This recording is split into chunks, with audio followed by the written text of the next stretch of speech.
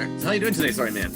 Not bad, not bad. Not bad, not bad. So of course I know who you are, but for all those watching, you are. I am, well, my name is Anthony. I go under the handle CatFansForever because I didn't know it was going to go like this. So my toy and sculpture name is, I'm shaking this too much, BadMojoToys. And out of curiosity, actually, how did the whole CatFansForever evolve into BadMojoToys? Yeah, I was going to use Instagram to do cat and puppet shows. It just didn't turn out that way. Okay. I don't have them here, but I have part of the. Let me just show you how dedicated I was to it. Once upon a time, this was a green screen I had painted. I'm not joking here. I built like stages for the cats. I started making puppets, but I was really bad at it. So then I just started sculpting. I took some classes in sculpture and stuff like that, and then I got hooked on that, and it's been hard trying to rephase my cats into my work. So right now we're just doing toys and sometimes props and stuff like that. So we'll get this out. You mentioned you ended up taking some sculpting classes. What I found interesting is I don't even know when you really started doing this, because you have got work that shows up as far back as like 2018. Yeah. So I guess, well, I should say, if you really want to know where it started, I bought a brick of Sculpting back in, I think, 2002. I'm doing it again, I'm shaking the camera. And then I lost it in a pile of crap, and I never opened it. And then around, I want to say 2014, a friend of mine was working in a clay studio, and she was letting me just like mess around at night and like play with clay, and I was firing stuff for a while. I don't know if I have anything to show right now. Everything's in boxes. This is the work room. It's like a bedroom that we don't have anyone living in right now. So a lot of stuff's still in boxes. I moved in here in like, September. But anyways, so I was firing stuff. My first projects, I just wanted to sculpt skulls, because how could, what else does a dude want to do with clay other than sculpt skulls? So, and I tried at it for a while, and I was just basically getting like, a meatball with two eyes.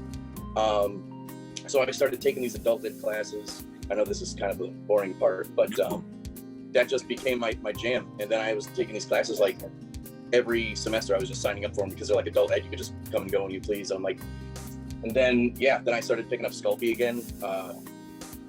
I got like, I don't know, really interested in like just trying to make like, muscleman style stuff like from my childhood. Like that's kind of like where I was at. And yeah, now it's 2021. I'm still, making crap in my house, basement and stuff like that. I don't know, I have something right here that I just molded up and casted. There's no reason for it. I don't even know where I was going with this thing. I sculpted this a while back. It's like half a project from like 4 years ago with like a face I sculpted recently, and now like just making a bunch of these dumb little things I had no plans for. I don't know what I'm going to do with it. Like you said, it's very much like Kinkeshi or the muscle figures. Yeah, which like I didn't even, like it took me so long because I was like so new. I was like, what the hell does Keshi mean? Like I got to look up these definitions, and like people ask me, I'm like, I still don't know like what that means. I had to look up the whole lore of like muscle men and like where they came from, and I was like, holy crap, it's like actually older than I thought it was. Research. Here's, I'm just pulling another one out. I've been doing a little bit of casting this morning. I was supposed to go to work. It didn't work out. I'm home. So here I am. Nice. Well, if you're going to be home, might as well pull some casts, right? Yeah. And then get whatever I can. It's always moving. You actually mentioned like sculpts, props, which weird is, or not weird, sorry, exceptionally talented. You're working on those guys that are pretty small. And then you also mentioned props. Like, dude, when you were working on that alligator, the All-American alligator, that thing was insane. This is like one of the only casts I have. I have one of two. One's got like bad paint on it, but like it didn't come out right. So I've just got one to like use as a TV prop, I guess. But yeah, that was my first stab at that. In my the classes that I took, I always worked big, because like I guess the projects I was making are all things that like I've been giving to my mom for Christmases for like the past 5 years. every time I give her something new, she's like, "Will you get a fucking job?" I'm like, "I'm working towards it." So like, you know, anyways, but yeah, I was working big, like I was doing like large skulls. I did like a giant hawk skull that just did not translate when I made it too big. That's it on my mom's bureau. And then like I would practice like things like hands and feet, because like that's still like something that like I think drives everybody nuts, and not just me, like trying to get those like fine details. So working large, then like, you know, then it becomes a little bit easier on this stuff. But yeah, like I have for class, I have like a wireframe or what are they, armature that's like 2 feet tall, and you have like live model. I had like some drawing classes, like live model, you sculpt each week, see how far you get. Sometimes we'll have a model do the same pose each week. So it's like, do you want like to work a long time on something, or do you want like short blasts of like an hour, try to rush it through, see how many forms you could get and stuff like that. So yeah, I worked big for all those classes I took, and then when I get home, I'm just like, oh, how small, like, can I make something? And it's like working on dumb little things like this. So You must have, I can't speak for it, but you must have a pretty good understanding for ratios and sizings and proportions. And if you're looking at models all the time, working so big, I can't even imagine how when you're working, like your brain must just be like on another level, man. Well, I'm like really fascinated like with like miniature makers for like wargaming and stuff like that. So like I have a really big interest in like how they do stuff. And I guess like if you're working with proportions, like you're working with a model, like you're doing stupid stuff like, you know, like looking at them with your knife and trying to measure, and like looking at your model, like doing all these fancy art stuff, skills. But for this, it's like I try to make armatures and wireframes like to be kind of proportional, like, but I'm not that good at it. Like this dude's got short ass legs and like long ass arms. I'm still like, I'm always like working through that stuff. And what a friend was pointing out to me is like, I always start at the top and work my way down, so then I run out of room to make the legs. So I'm trying to build from the floor up. Do you always do a 2-part mold, or do you do whatever was going to work for the process? I've really fallen in love with doing 1-part molds. I'm just not confident with like slicing stuff out. I wanted to make like recently, like this dude's a 2-part, because I made it impossible because he's got his hands on his hips to like, I could cut it out, but it's gonna be like too many cuts. I redid my gritty mold because I wanted to have like a master mold, like something big and hardy. Because like I found like I've been using different products like here and there. I've kind of settled with using, what is it, Mold Star? Got a box around here somewhere. Mold Star 15 slow. That's a good one. This is Umu. I don't think it's got another name. Umu 25. I get this at like the Dick Blick down the street, but I realized like I want to stick to like one particular rubber because I've mixed up tin cure and platinum cure, and that's like crash course. And like, why don't you read the instructions beforehand? It just says right there, like, don't mix with other shit. I mean, and Smooth On makes it like predominantly that's what I use, and they make it really easy to not fuck up because they give you like scientific fucking formulas and all this bullshit, like product overview, preparation, like stuff not to do. Right. This is usually the first part I like toss. Then I read after I fuck up. But yeah, anyways, I'm just trying to use some stuff up. I read that like tin cure, you can do like, you can mold with like hot materials. So like I'm thinking wax, maybe like pewter if I wanted to. So I'm like trying to use up some of this stuff and maybe never use it again unless I need to do something like that. But having like a master mold, and I should say I have another gritty mold, a third one, because like first one's like really burnt out. One thing I've noticed with using this product is like it doesn't hold up if you slice it. It just wants to keep tearing, ripping. Right. That's why this stuff, I forgot what this is called, but it's like it's more of a clear. It's made by Smooth On. If you cut this stuff, it's still pretty tough. It doesn't really rip on you. Like this stuff is like so soft that it'll like stick to shit. Anyways, I'm probably going too far into this stuff. I'll try to stay on point as best I can. With the clear, do you find it easier to cast in it as well, just because of the transparency? No, not necessarily, but like if you're gonna cut it open, like if you do a 1-part mold and you want to slice it open, you kind of see where you're going with it. Like I have straight up cut right down the middle of some of my sculpts, like the originals, like just fuck them up, like cut a nose off something. This, you could kind of avoid it, maybe. I think it's mold star T something, but like I'm trying to figure out like what exactly works with other stuff, because that's a platinum cure. So if I want to like mix it, like I tend to do this a lot, I like run out of one rubber and I was like, oh, I'll try using another, which got me into that mess last time. But that's why I only made like 8 of like that little figure, that the one you ordered. If you don't mind, I'll pull it open just so that they kind of know some of what we're talking about here. Because if anything, I'd like you to explain kind of what happened with that guy, and it works out well. So you only ended up grabbing 8 of these guys in total, correct? Yeah, I did like a dry rub on a few, and those 2, I did something a little bit more fantastic. Well, I felt was pretty awesome. I used an epoxy to go over top of them that I was able to dye. So I used UV pigment with a brush-on epoxy. Okay, that is really, really, really cool. Because I'll be honest, I was sitting here wondering, like, did you pour resin over them? Like, how would you have gotten that? But you're saying you actually had to end up dyeing epoxy.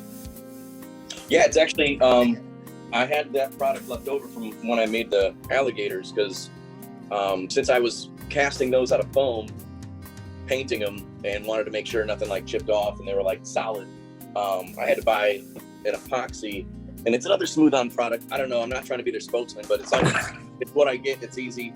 It's Epsilon Pro. They make like basic Epsilon, they make Epsilon Pro. This is like for basically like sealing in foam products. And like, that was one of those times where I read the instructions and it's like you could brush it over just about anything. So I figured, why not brushing it over some figures? If you don't mind my asking, how did you find it to work with? Because I'm trying to picture this sitting on your brush. Dude, this is friggin' nuts. So you can't really just like go nuts. It's not like paint. It's thick, it's goopy. It's like trying to brush syrup onto your pancakes. Like everything wants to move, and you gotta like, so basically it's like you kind of glob it on, let it run a little bit. You can't like go too nuts with the brush strokes. You gotta like kind of manipulate it a little bit.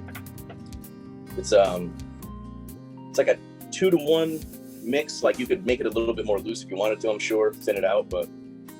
And then like this, I might have stated, the fact that you sculpted these guys too, like, that's nuts, man. Yeah, so thing is, when I demolded that, I broke its head off. I messed up the mold. It was like everything that could go wrong went wrong. So like, how can I make the best out of a situation, like, kind of scenario?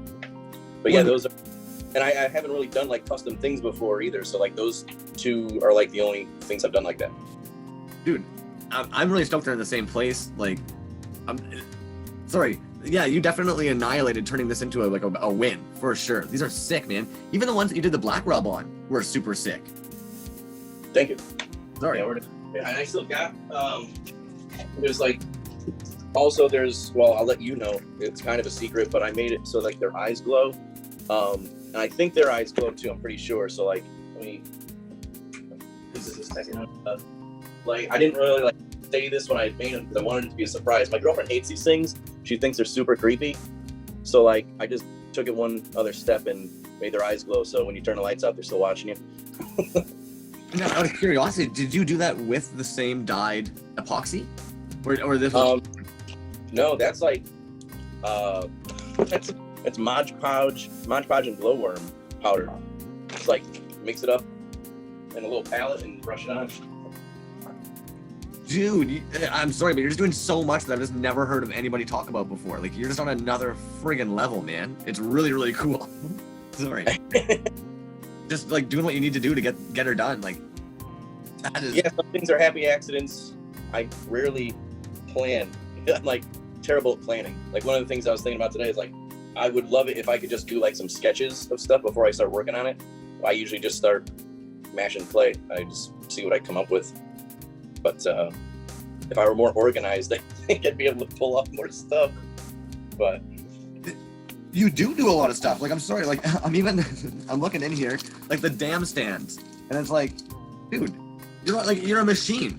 You've actually made a lot of stuff, And it's not as though you're just pumping out like like, you know what I mean? Like, there's quality in here, man. Like, this is sick. Sorry, I'm picking through like a child. Cause it's like, dude. Oh yeah, that's yeah, I think you already have some of those from Trash Joy. That's I did one that was just like, that one's like, it was a dump mold, but it's got UV, so that one glows. So yeah, yo, like, and if you don't mind my asking, like, what was up with that? Like, what made you decide that you just wanted to send out some sculpts and see what people do?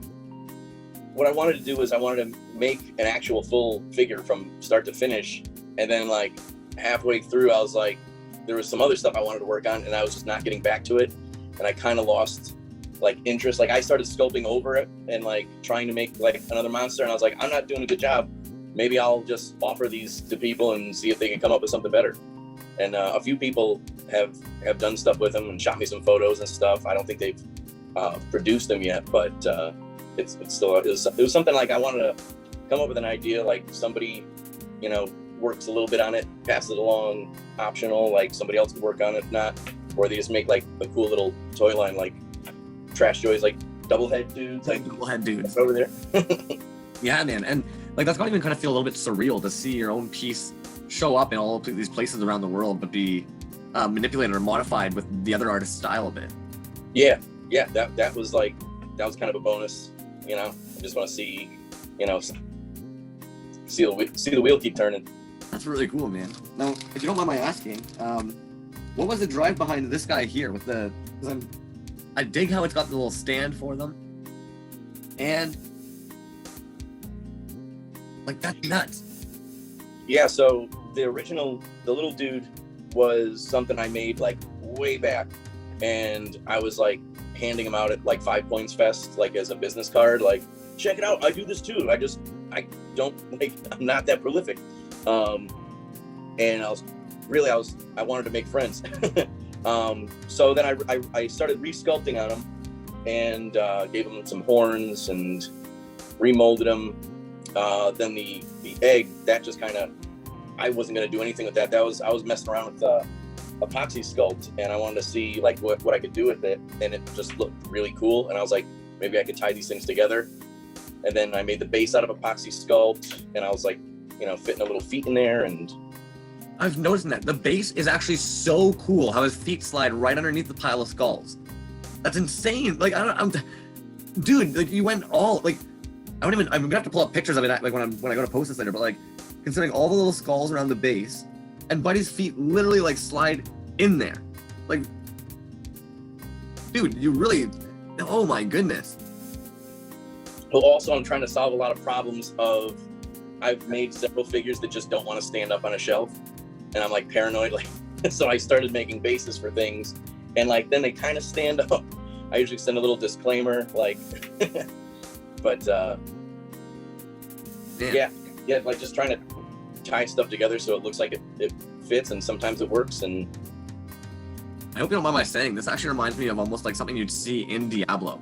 Like if you're playing like a Blizzard game, and all of a sudden your guys like sees like a little thing over in the corner, and you can, you know, something hatches out of there, you can slash it and gold appears. It's like, dude, this is cool. I have a lot of I get a lot of inspiration from like old video games too. So like that little demon guy was like my play on like the pinky demon from Doom. Even though it doesn't really translate, it doesn't really look like him. It's like, it's just my sculpting style. Like that's how it came out. But and he's flipping the bird. So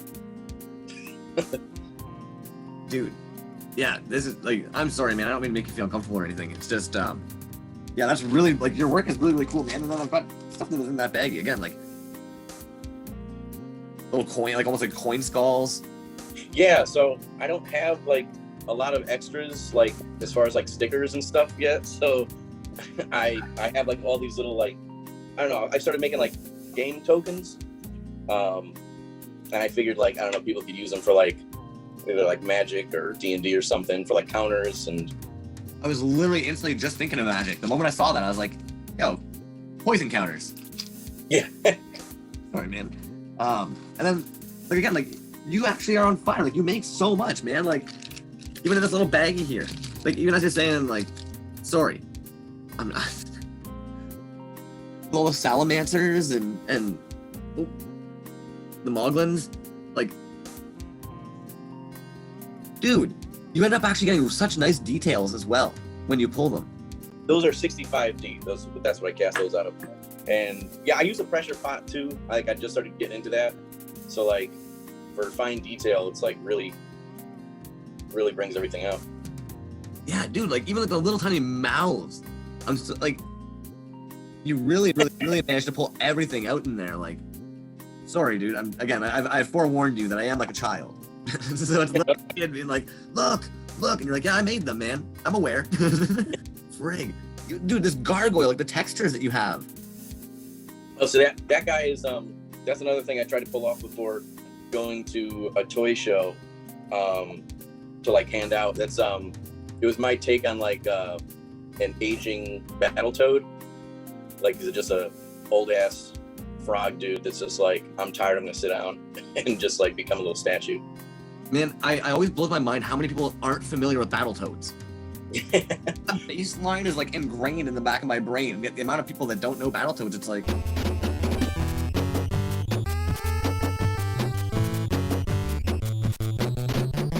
dude, that like, as if, man. I don't know. I'm sorry, man. Like, this is so sick. Little snaky guy here, like. Yeah, that guy glows, I'm pretty sure. That's like my little glowworm. He's just a tiny little sculpt to go. It's like an accompanying piece to the Salamancer and the Woggling. And then you were even just saying, like, you don't really have stickers, but like. Yeah, it's like the only one I got. It's just a picture of my cat. That was gonna be like the slogan for my cat and puppet show. Man, I'm gonna sound like a nut. No, not at all, man. I'm into that kind of stuff, dude. Like, I'm so sorry. I don't mean to be like, but is this the green epoxy stuff as well? Like, or is this the Mod Podge glow? That's the Epsilon. That's the epoxy. That dude I did yellow. That dude I'm pointing like you could see. The other dude's green. Yellow, green. Now, yeah, that was like my first time taking a stab at that stuff and doing. I don't really do dry rubs over my stuff. It's like something I've just began like messing with. Man, and your pieces actually, what's really odd to me is they end up having a very much ceramic feel to them. I don't know if that's well. So I love to cheat with like craft store objects. That bucket is not like that was like this little dude that I like sculpted epoxy sculpt into, made a little head. So like it's kind of like a perfect shape already to do that with. Sorry, dude. And then like this guy here is a bunch of fingers, if I'm not mistaken. Like thumb skull. And I that's another. It's a guy I made, and I messed up the mold so bad. I usually it's just like a dump mold for me, and I never made any plans to like what I was gonna do with it after that. So there's a whole again like this. It looks like I beat up some kid coming back from the fair or something right now. It's insane. Like, my goodness, man. And so many colors, so many. Like, dude, I really like the whole idea of that dude being like all the different thumbs. Like, two jokes, man. Oh, dude. And is that almost like your like the Salamancer? That was a precursor. That was like one of the first figures I made. And I was trying out some product called Beeswax. No, Bees Buddy? Which it's similar to Sculpey Gray, but it's like a little more waxier, and I don't know, it's pretty cool. But yeah, that guy was one of my first, along with, I think I put like the Revelry Gnome. I don't put names in anything. I'm like really bad at naming stuff. But those are a couple of my first figures, and I just had like tons of those things laying around. So I wanted to make like a little gift bag, try to move them all at once. Dude, I hope you don't mind me saying, like, your stuff is like, I love how it's creepy without being creepy. that you could actually play with. You could actually spin it on the table. Like a little breakdancing skeleton baby, basically. Yeah, that's weird. I don't know why I made that. It was just originally I think I was gonna make it as like a fridge magnet and just leave them in people's homes after they like invited me over for a party or something. I tend to like hide stuff in people's homes that I make. It's really creepy. I like that, man. That'd be really hilarious. And if anything, this would be the best thing to just find on your fridge afterwards. Hilarious. That's too good. I like even how it had like the little face on it. Back to how it's like. Two jokes, man. Well, you got a sick marbling on this too. I don't know. Yeah. Okay. Yeah, now I see. Yeah, that's like, I do like my marbling like last minute. I can't pull off, like I see some dudes, they like marble stuff. It's like so fucking amazing. Me, I'm like so lazy at it. It's like trying to stir in colors real fast and pour it, and sometimes it comes out, sometimes not. Yeah, that like several times, whenever I try to like mix two colors at the same time and pour them, something happens. I get like way too many bubbles or something. Or I'm also like smooth on the stuff that I use. Is like it cures way too fast. It's like everything, you can't over stir it. By like one stir and you get like more bubbles, and you're like, fuck, gotta pour this fast. So this is something I've never actually seen before, so I'm a little bit tripped out, and maybe you'll be able to answer for me.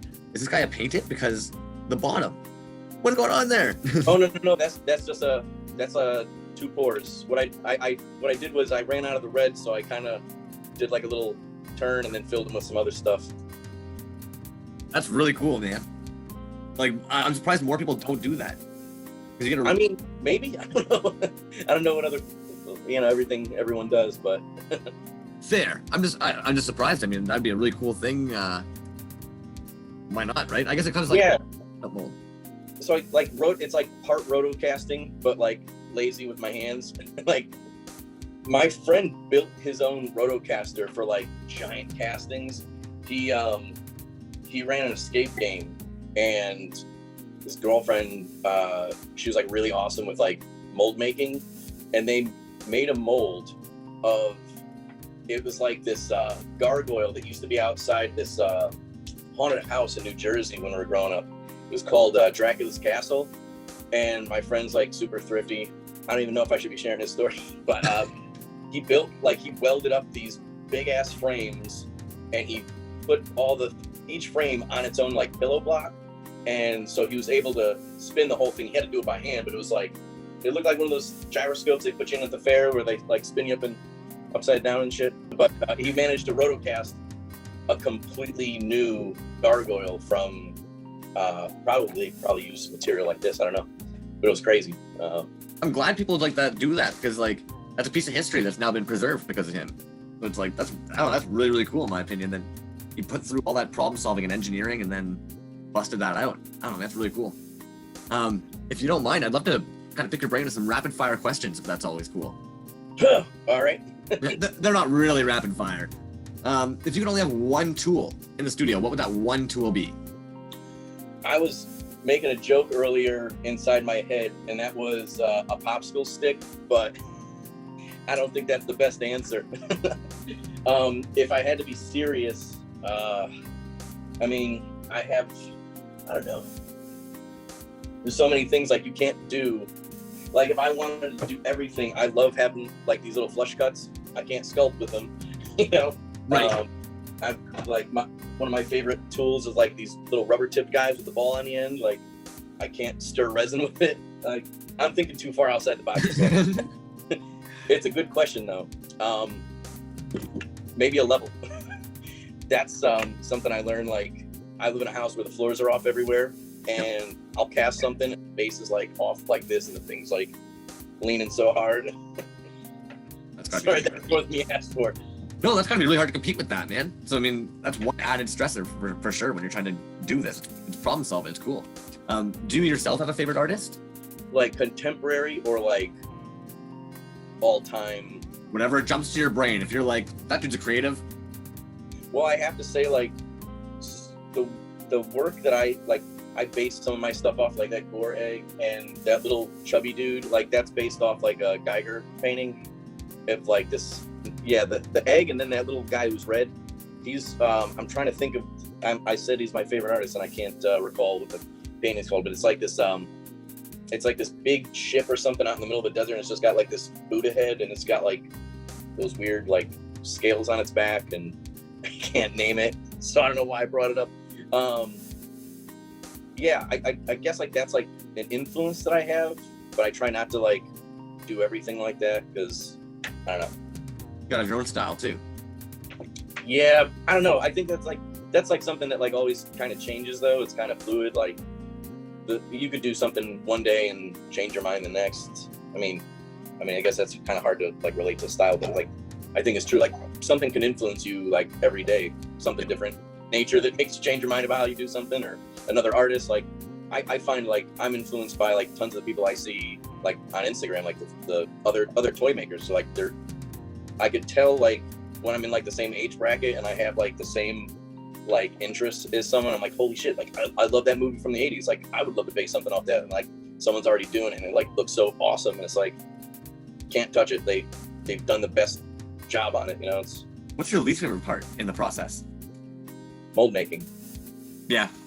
Like that's like something like when I see dudes who do like the kit bashing and like the bootlegs, and I see their molds and it's like a solid block with all the pieces and they're all linked together with like different vents and they're just like one pour and everything comes out beautiful. I was trying to do this guy last night and it's so simple and it's so basic and I'm like, oh, this is taking me too long. Oh, I'm doing it wrong. Like it just like, I'm always on edge. That's like the part to me that like I'll be like, I'll do it tomorrow, and then I'm like, all right, I have to get this done. What's the longest creative session you've had? Man, that depends on how lazy I am at a particular time. I would say start to finish though, the most recent thing was that alligator head. I mean, if I had to count up all the hours all together, like start to finish, that was like just the planning and like tracing on cardboard and cutting a foam form and like doing that, like that, making a foam form was like, that was the first time I did something like that, like sculpt on top of something. There was like a lot of factors, which I was like, because I told my friend I was going to make that for him and I was like, I'm in over my fucking head. Like that's like step one was making the stand to mount it on. I was like, I don't even know how I'm going to mount this thing on there. I'm like, oh, I'm going to cut a whole foam. How would you best describe what you do? Oh man, I'm going to try not to get existential with that.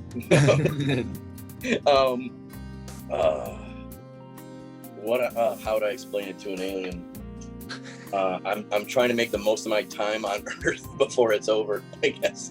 I don't know. I guess I would explain it. I kind of feel like there's a great fulfillment in like making something that somebody could hold and see. Like I love paintings, I love drawings, but like something you could like squeeze and throw at the wall if you get angry. That's like. I can respect that for sure. What would be like the biggest hurdle that you find in the creative process?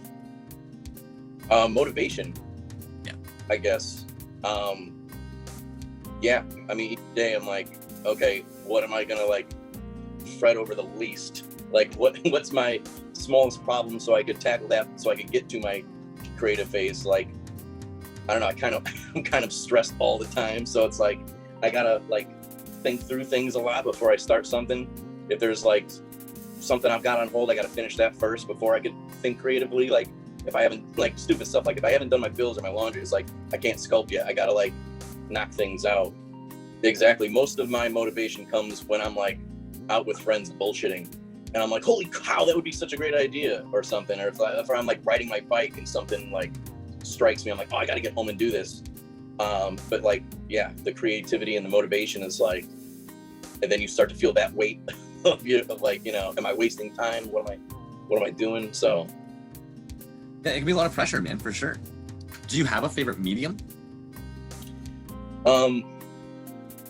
If I was able to sculpt small with water clay, I can't, but I really like using water clay. I feel it's like, because you could like just, it's so loose and you could just mash it and do whatever. You could let it dry out or you could like, you know, wet it more and like work it more. It's, but I guess like clay in general, sculpting.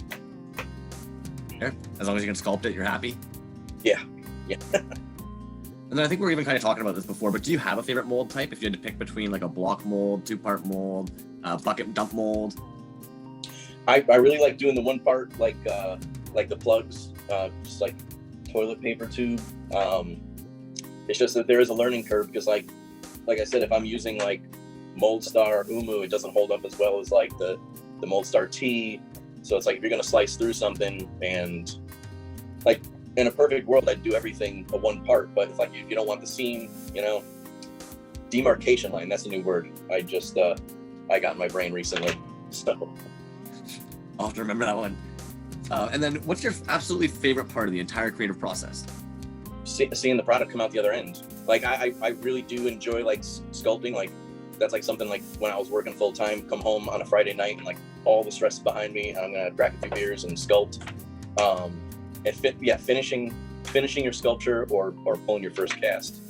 That's like have some finality, you know, in there. It all came together, and you can just see that like everything you'd wanted happened, and it's real now. It's like a real thing that you've reproduced. Yeah, and then the next step is getting people to like it and buy it and making them happy. So, but yeah, like, you have such a wide range. Like I'm even looking at the desk, and like there's such a wide range of work between it all. Like it's insane, man. You're a fast working dude. Like you grind. Well, I try. I think I mean, because it does take me a long time to get stuff finished, but I think like because I'm putting a little bit of work here and there, that when I do like have something come out, it like looks, it may be a little misleading and make it look like I'm a bit more, you know, fast than I actually am. And then is there a particular artist, or is there a thing or moment that inspired you to want to reproduce your sculpts and do the whole like mold and casting process? So I guess that goes back few years. I think the first time I saw like people making toys, like I've not like been tuned in too long. I'm like really having a crash course still, like after it's been a few years. Like I've been meeting people and like seeing their work and following people on Instagram, but like one of the first things that I saw was the OMFG line with Charles was it Charles Marsh, his figure. Oh, so George Gaspar did the line, and like one of the figures that jumped out at me was Charles Marsh, the multi-skull guy. Yep. And I was like, wow, this is like a Kickstarter. These dudes are making stuff, and they're making a product line. And then I went like nuts, like buying as many of those little dudes as I could. And I was like, this is crazy. This is like just like the stuff like I remember when I was a kid, like all the little muscle action figures. And then I would say once I got on Instagram, I started like finding like artists. Two people that I found like right off the bat, Dr. Doomtone. That was like, holy shit, this guy's like, I actually got to meet him at a show in Baltimore. I was like, holy shit, like that was like one of my first like encounters with like an artist like making stuff. A miniature maker, goes by Skeleton Head, FLT Sculpture. Like I think those are some of my earlier follows, but since then it's been like a landslide. I've been trying to follow as many people as possible because like everyone's doing something different and making crazy stuff, and it's just like really awesome to see. I should agree, man. That's sick. I love it, dude. Cool. I don't have any more questions for you. I do have a desk loaded with crazy art. Is there anything that you kind of wanted to tell us about, wrap off with, before I kind of end the recorded portion of the hangout? I'm trying to just remember if I left anything out. Like I guess to add to the story, I went to that show. I met Nate from False Idols. I believe his name is Justin from Banshee Toys. Like so, that was like one of my crash courses meeting other artists. Then I met a whole boatload at man. Now I'm just being a fanboy. 5 Points. There's like too many to name. There's like so many people like I met like early on in like what I'm trying to do that like really keep me motivated, seeing what they're doing, you know. It's cool because it shows that you clearly respect the culture, the scene, the artist, the craft. So I don't know, man, I always dig that. Like, and I wish like I had my shelf at my last place. I had it like perfect. I had everything in line exactly. And like now you look around, like I got empty bookshelves in my other room. I got nothing on the walls here. I got there's a shelf back there. That's where everyone's stuff is. It's just empty. And I have cats that knock shit over, so it's like I gotta make sure I place things properly. I get it, man. Every now and then I think that after I do one of these, I can let the cats in, and then instantly I'm like anxiety up to here as you're suddenly like grabbing things off the table, trying to make sure that everything's wrapped nice before the cats attack. So I get that, dude. Yeah, it's funny you mentioned that. I had to improvise like my workstations. I actually like clamped down my work boards to like the table that I'm working at, because like, well, my cat, who I named my toy brand after, Bad Mojo, he would jump up on my desk and just send like my cutting mats with everything on it, just fucking sail it across the room. I'm like, I gotta figure this out. This guy's gotta go. Cool. Well, you know, I mean, thank you so much for not only all the crazy art, but also your time here this afternoon and answering up questions and letting me just poke at you nonstop for like an hour.